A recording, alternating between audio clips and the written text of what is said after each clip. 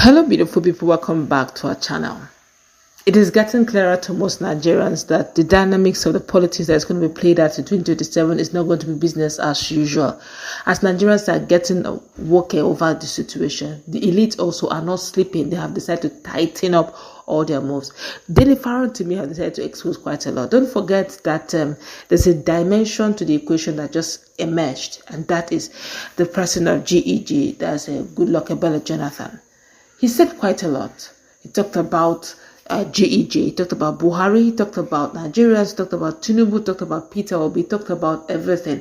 And he talked about the fact that 2027 is really up to a lot of factors, that dimensions that really is best we hear him. But the question now is, how do we get out of here? All of that he discussed and how we can make the difference. Is GEJ the Messiah we need? Does he have the magical wand to turn us 360 degrees away from corruption? Hear what he has to say about GEJ, PeterObi, Bola Ahmed Tinubu, and where he stands, and where most Nigerians who are aware of political situation and dynamics in Nigeria are standing. I guess there's time for everyone. Let's interact. Do watch this video. After that, we'll interact. Cycle all these people as many times as they care. This was the same Goodluck Jonathan that was horribly vilified, labeled. The press went into overdrive in this country, the pulpits and the mosques everywhere. Goodluck Jonathan's removal will solve the problems of Nigeria. And then here we are. We're going back into the past to dig up the past. That was how we dug up the one that just expired.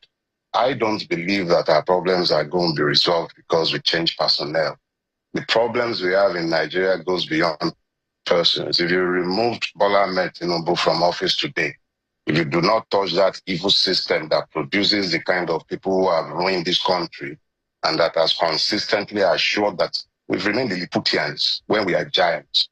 All this talk about Goodluck Jonathan is just more distraction from the political ruining crabs. We are not looking for saviors of Voltrons. It's about building systems, enduring systems, building a country. How do you rebrand the failure of 2015 into a saint and a savior in 2025? How? 10 years, we've gone full cycle, and we are back at a situation where we are saying that we were better off where we were in 2015. So maybe Buhari might as well have done all of us a favor. Maybe he shouldn't have waited 10 years, because I'm sorry. And this is not about me discounting his humanity, because we are now saying that we should go back 10 years. To do what? Exactly what? So I'm sorry, I'm not enthused with all this talk about persons. We should focus on the system. How do we ensure that we are able to produce people who care about Nigerians, people who would ensure that Nigerians are brought out of virtuous servitude in which we are all living miserably? We should talk about real issues. You cannot depend on those who have ruined this country for a salvation, even though in the history of every part of the world, it has always taken members of the oppressive ruining class to lift the people out of the mess. You talk about the political class. The unfortunate reality is that Nigeria is not possessed of a political class. Political suggests people who are resolved to meet the challenges of nationhood, of development by consensus. There are no consensuses amongst those you will call elites in Nigeria, because they're actually not elite. To be elite, you need to be thinking beyond your lifetime. To be political, you need to be building consensuses. You don't have a political class. We have a class that is completely focused on existential issues, how to steal, not about nation building. So if anything is going to change, it is the people who have to look in their mirrors for the savior of Nigeria. It's going to be that the victims of Nigeria found sufficient basis to coalesce around the ideas of change. If you're looking to the political class, history should tell you that you won't get anything positive out of them. Nothing positive. Is always about prebenda considerations, what is in need for them as a collective. Look at what we just talked about now. they want to bring good luck Ebele Jonathan because it is the safe option for them. It is not about what is the need for the people. If we're talking about change in 2027, what does it mean in education? What does it mean for security? What does it mean for agriculture?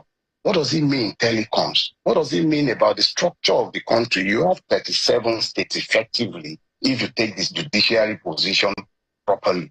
You have 36 states, one federal territory, 774 local governments. They are sat in Abuja thinking of into this. Nobody is coming out to talk about how the cost of governance has assured that the people have been ignored. No developmental strides are being made. They are talking about good luck Ebele Jonathan. There were valid reasons 10 years ago to ask that it be removed. But people did not ask themselves, what does it mean to change this? So they focused on change and they were sold a dot. So now we're back here again, 10 years later, realization has hit that APC is only not for us. And we are thinking that it's all about changing names and then bringing somebody. I would be more interested in knowing exactly what it is that Mr. Goodluck might bring this time around that is different from what he was doing. That each and every one of the persons, largely in the media, almost every critical voice in this country, all of whom are falling silent today, called for his removal. So what has changed? PeterObi during the 2023 election cycle? That was the first time I heard him say this. So it's not as if he was saying something I hadn't heard before. But I think we need to be interrogating issues beyond declarations. A man says he's going to spend one time. Okay, one time to do what? I think we should actually be asking that question. If I have a vision that can be contained within my lifetime, then it's not a vision, it's just an ambition.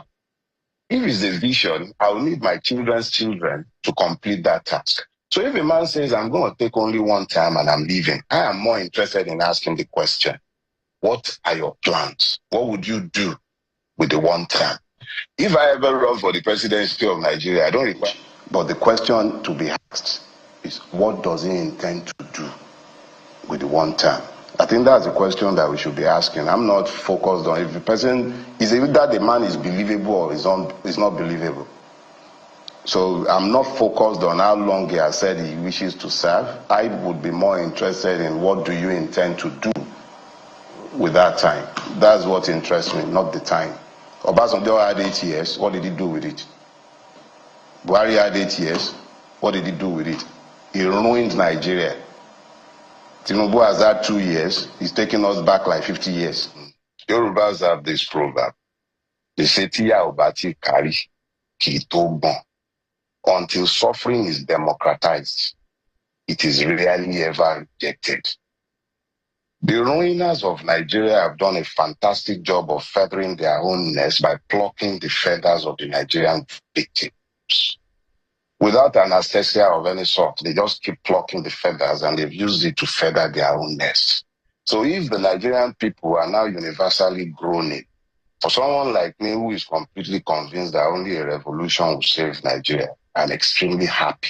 Because what they are doing is that they are helping me to recruit the foot soldiers for the revolution that must change this country. Now, let's deal with something. You're talking about pensioners. Go to Ekiti State. Some people have retired for over 15 years. They've received nothing. Not a dime. These ones are talking about 30-something months. Let me explain, my dear sister. What has happened to us is that we have been functionally enslaved by a system that is not designed to deliver any value to the people. It's meant to create value and deliver value, extract value from the people and deliver it to the rulers of Nigeria. So it is very easy for that system to ensure that our president has the latest yacht in town, his jet, even when it doesn't need replacement, gets replaced. He has assured that governors travel all over the world, spending monies in excess of what is spent on universal basic primary education. So it's not a system that works for the people. And the more the system illustrates how it has become alienated from the people, the happier somebody like me is, because it helps me to drive home the message I constantly try to get to the people, that regardless of whether you are Yoruba, Igbo, Fulani, Igbo, Ijo, whatever you get to be, the rulers of Nigeria don't care. You only exist to be extracted from. But when they get to that level, they don't care where you are from because they are one. So if it takes this suffering to awaken the people to the reality of their situation, I'm happy. Because what you are describing, those are episodes. You're looking at a man with load as cue on his head without paying attention to the crookedness of his legs.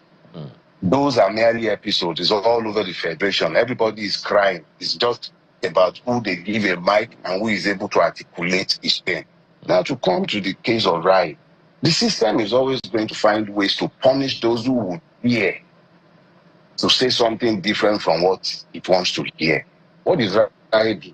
She drew attention to the fact that they are not even paying them what should be sufficient to transport paupers from one point to the other. If they are paying their father's right, would they pay the children those kind of allowances when the system itself